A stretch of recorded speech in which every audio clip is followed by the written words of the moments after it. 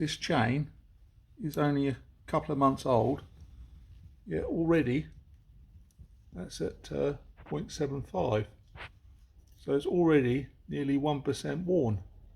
Right, we have a little bit of time, so I was going to show you how to check the chain. If I'd done this when the chain, before the chain has stretched too far, I wouldn't have had to replace the sprockets. So you need a tool.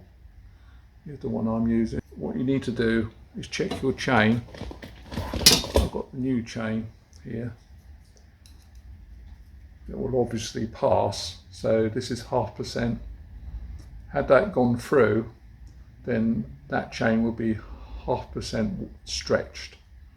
But hopefully the other side, which would be the 0.75, wouldn't go through. Therefore, I've got time. It's time to replace the chain before you get to the next step.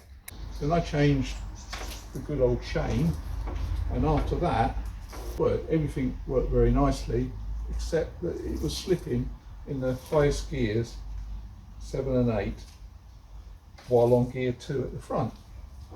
Of course, you don't want that, because that could be dangerous.